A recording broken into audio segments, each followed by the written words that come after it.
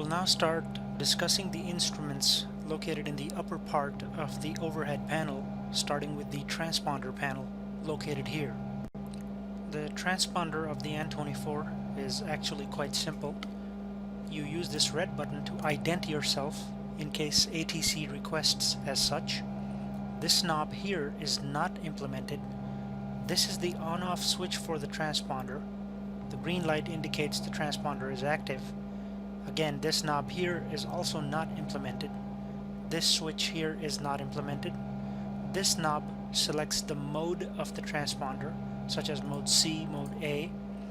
These four knobs here at the bottom of the transponder panel are used to enter the squawk code as assigned by ATC. To the right of the transponder, we have this subpanel. The upper portion is the DME indicator. The knobs are used to enter the DME source frequency, which most nearly always will be a VOR. Currently I have the aircraft parked at Peshawar International Airport in Peshawar, Pakistan. Identifier for the airport is Oscar Papa Papa Sierra. The airport has an on-field VOR with a frequency of 114.30, and that also has a DME unit. So I will go ahead and bring up the nav2 panel, which contains our DME indicator, and I'm going to go ahead and program the DME frequency for the Peshawar VOR. You can see that upon doing that, the DME distance indicator becomes alive and indicates a distance from the DME source of 2.2 kilometers. Let's look at the local map of this airport and see how far we are from the VOR. This is our aircraft here, and this is the VOR, and you can see relative to the compass rose that that distance does indeed make sense. The An-24 has two ADF radios, and this bottom portion is the control panel for ADF number 1. This first gauge is the ADF signal strength indicator. These other switches here are not implemented, and these knobs out here are also not implemented. I'm not sure what this is, but I think it is just a light. Perhaps in the real aircraft it works as night lighting so that the pilots can see the instruments. You will see some of them spread out over the cockpit. Here you see another one. These three knobs here are used to set the rough and the fine frequencies on the ADF. For example, if I want to set an ADF to a setting of 308 or frequency 308, I must first turn this lower knob to find the greatest frequency that is less than 308, which in this case happens to be 280. So then I would subtract 280 from 308 and I would have a remainder of 28. So I use the other two knobs to set a frequency of 28. So here you see me turning the middle knob trying to find 28, which I can't exactly set because the middle knob sets in increments of 4. So to get the finest resolution, I would go over here to this knob and go one back, and I would get 28. Now once I get 28, I am now tuned into a frequency of 308 or 308, and this is reflected by the fact that the ADF signal indicator is showing strong signal reception. It is further supported by the fact that if I bring up the nav2 panel, you will see that on this panel in the upper gauge, which is the radio compass, the ADF1 needle is pointing towards the nearest NDB station, which I have tuned in, which happens to be the Peshawar NDB at Peshawar International Airport. And as you can see, the needle is pointing slightly to the rear of the aircraft and to the left of the aircraft. This is supported by the fact of how I have the aircraft parked right now, which I will show you from an outside view. Here you can see the NDB beacon located over here. Our aircraft is parked facing such that the needle in this radio compass gauge is giving us an accurate representation of where the NDB is relative to the aircraft. The ADF has different modes that can be set using this knob. when the knob is in the off position, the ADF is off and does nothing. For the purposes of flying in X-plane, you will want to use the Comp 1 mode, which I will turn it to now. In this mode, you simply tune the ADF frequency you desire, and as long as you are within range, the ADF indicator needle will point towards the source. This is very similar to how you would expect it to work in Western aircraft. In the antenna mode, the ADF needles are dead. Let me go ahead and bring up the nav2 panel. The ADF needles are dead, but the Morse code of the NDB will sound in the speakers, as you hear right now. This can be used as a double check to see if you are tuned into the correct station. In the manual mode, you tune the ADF to the desired frequency, but then you use this switch down here to manually rotate the ADF antenna to find the strongest signal. Note the ADF reception level dropping in the reception indicator. As I move the antenna left and right, you see the level of reception dropping and rising.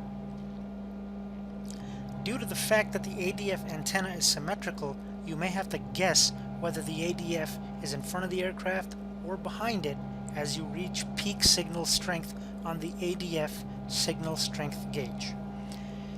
And finally, the Comp 2 mode behaves much like the Comp 1 mode,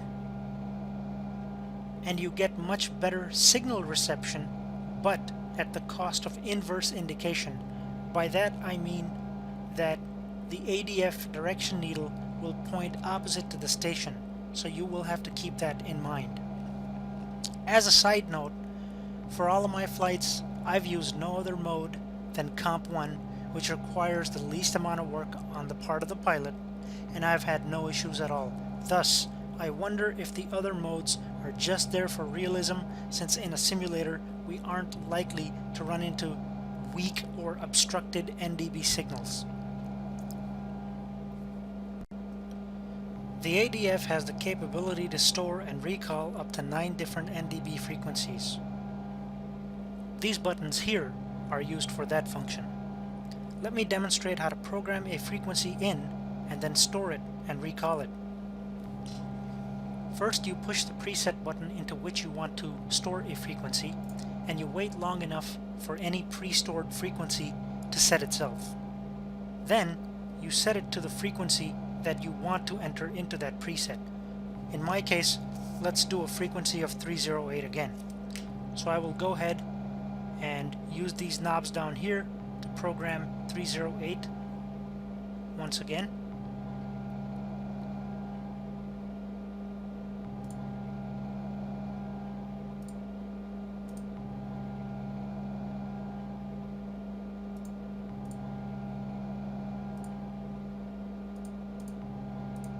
There. Once I have 308 programmed in, I will go ahead and press here where the word band appears, and you will notice the clip on the knob open up. You press it again so the clip closes, and that knob position is now memorized. You do the same with this knob here. Press where it says rough tune, the clip will open up, press it again, and the knob clip will close. That knob position is now also remembered. Now we have the frequency of 308 stored in preset number 1, and I will prove this by going to preset number 2, which is a different frequency. You see that appear, and when I go back to number 1, you see that 308 is the frequency that we start seeing again.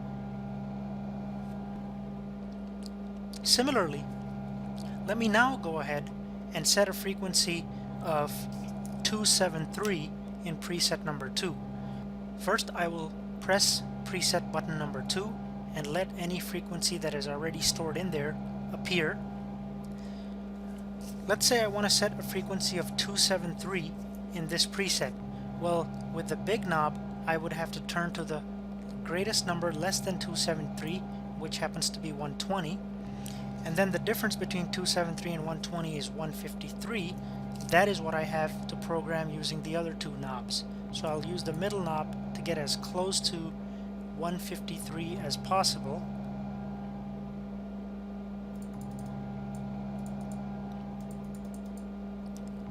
There, I've got it to 154. Now I need to go one back using this ultrafine knob for ultrafine resolution. There, I've got it now set to 153.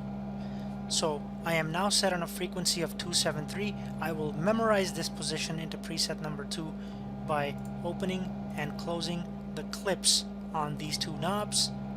Now this frequency is stored in preset number 2, and I'll prove that by going back to preset number 1. We get the frequency of 308, and then we go back to preset number 2 and we get frequency 273, which actually corresponds to an NDB that is on another airport, but we are too far from that airport to receive reception. That is why on the reception gauge here you don't see any signal, and I'll just show you on the map. That NDB frequency actually corresponds to the Barachinar airport, which is west of Peshawar International Airport, located over here. But we are too far to receive reception.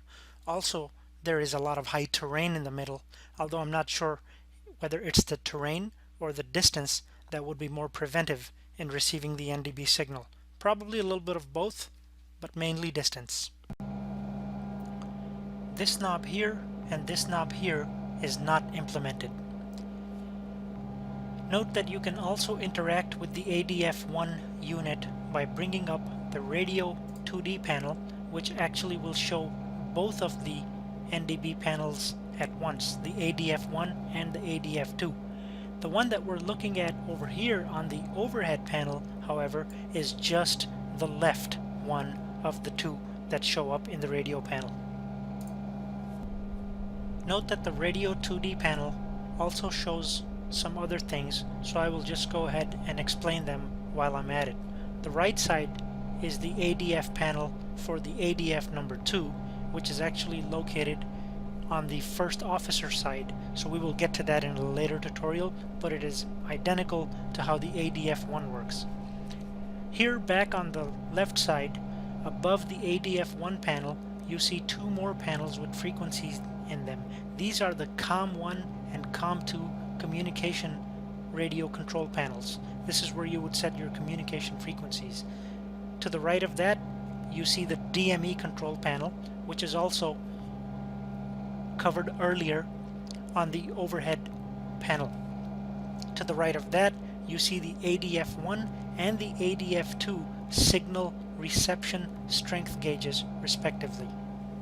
Before I forget, this button labeled P, P as in P for Papa, is for removing any preset frequency that you may have set. For example, if I press preset number 9, in order to free up that button for preset number 9, I would press the P button, and you see the 9 button unpops or comes back out, kind of like on some old car radios where you had the popping preset buttons.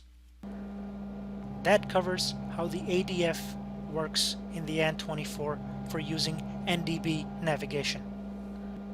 Now we will move on to discussing the last portion of the upper overhead panel, which is the electrical panel located over here.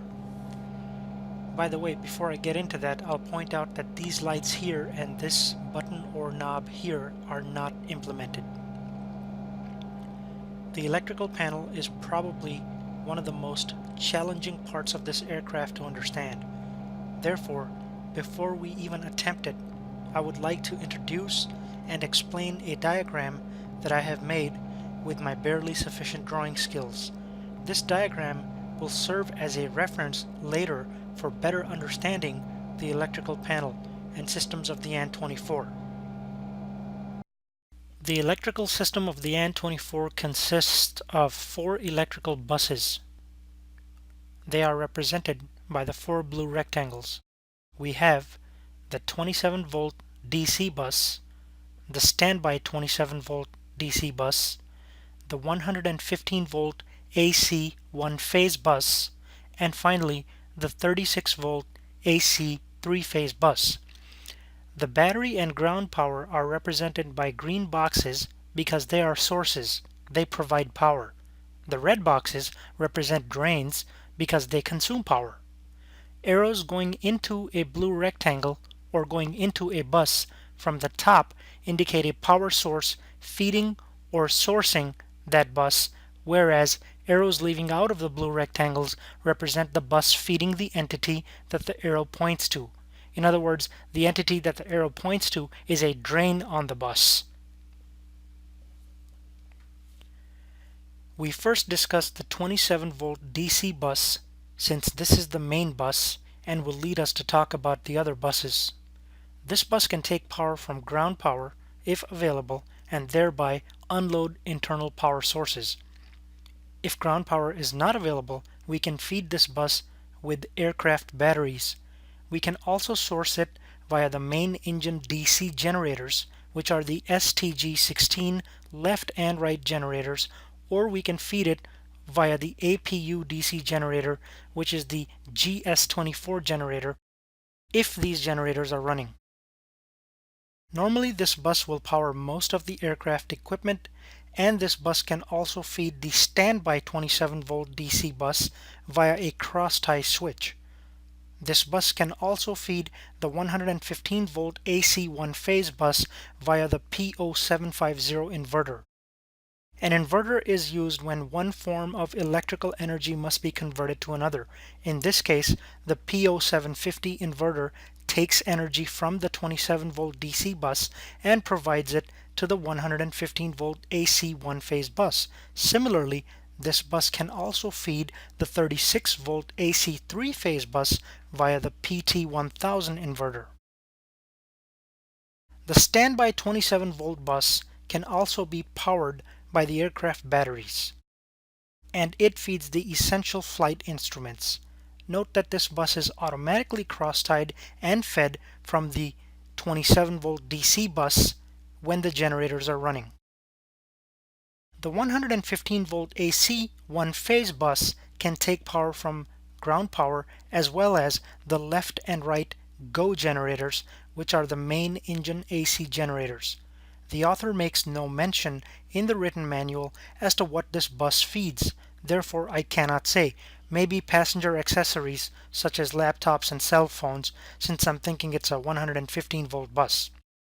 This bus does have a prioritization order in which it takes power, which is ground power, left GO generator, right GO generator, then the P0750 inverter.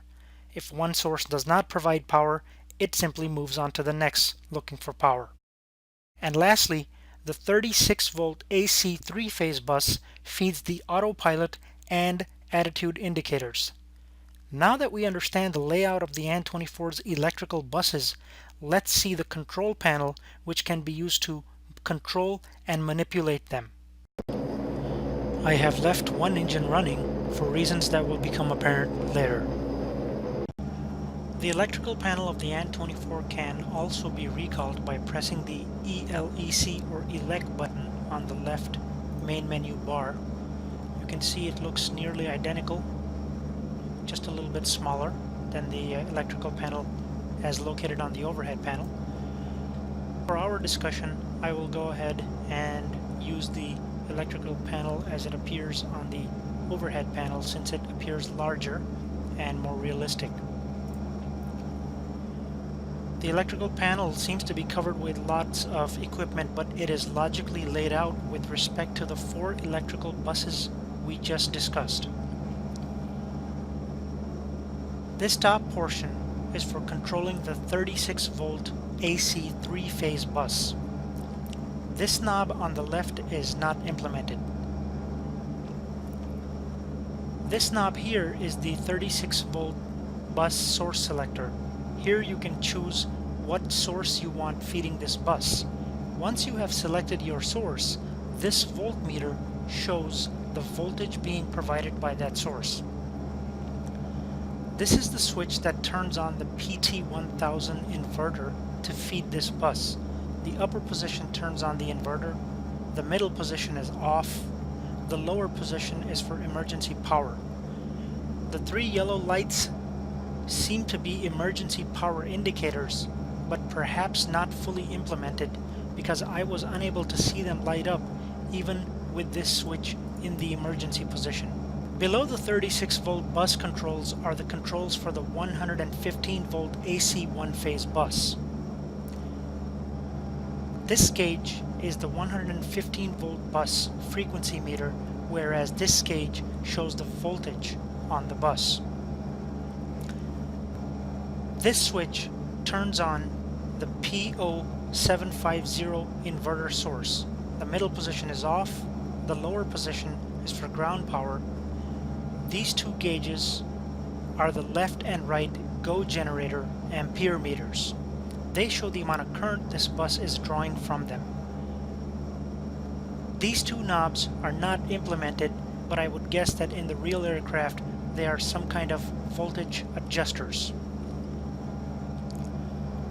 This knob is the power source for the 115 volt AC one-phase bus. These two switches are the left and right GO generator switches to turn them on. This button here is not implemented. The reason why I left the right engine running is so that on instruments that appear as twins, such as these generator ampere meters, you can see clearly the difference between the left generator, which is not providing any power, or 0 amps, and the right generator, which is providing power, as shown by the needle. Coming to our main 27 volt DC bus that is controlled by this area, this light indicates when this bus is being sourced from the APU GS24 generator and it is providing power. These two lights indicate that the bus is being energized from ground power and it is available. That is, ground power is available. These two gauges are the left and right DC generator ampere meters. Again, note the left engine is off, the right engine is on. Thereby, you see different readings on those meters. This gauge is the APU and ground power source ampere meter. And this gauge here is the battery ampere meter. This gauge shows the voltage level on the 27 volt DC bus. These three yellow knobs are not implemented, but again, I would guess that on the real aircraft there's some kind of voltage adjusters. And finally, this knob here is the source selector for the 27 volt DC bus. Note that there are many battery positions. Though it is not mentioned in the written manual for the aircraft, I would guess that this indicates there's more than one battery on board this aircraft, which makes sense in case of one battery failure. You'd want some redundancy for safety. You may have noticed that I mentioned no controls for the 27 volt standby DC bus. Recall from the diagram that this bus is automatically cross-tied to the main 27 volt DC bus. Therefore, the only control you have is if you want to control it manually. So the only control provided for this bus is this switch over here.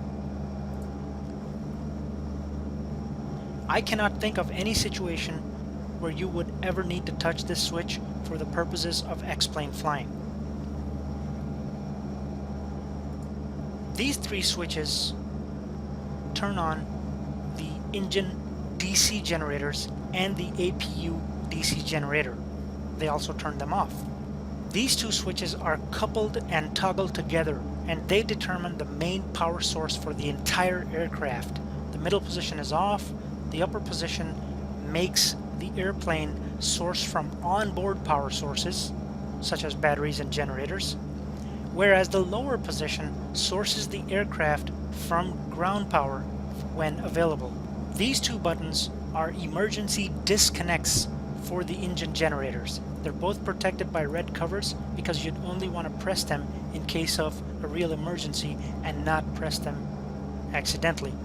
You might need them to isolate an engine in case of engine fire and or failure to protect the rest of the aircraft's avionics and circuitry from damage by the failing engine. By the way, I don't know if you noticed, but this oscillatory humming sound you hear in the background that you may be getting used to by now from the last few videos is due to the avionics cooler fans of the An-24, which I thought I'd bring up since we're talking about the electrical system. You can't hear it much in this tutorial because I have an engine running, but it is still there if you listen closely. This subpanel to the right of the electrical panel is not implemented for the purpose of flying an X-plane. The aforementioned concludes our study of the upper overhead panel.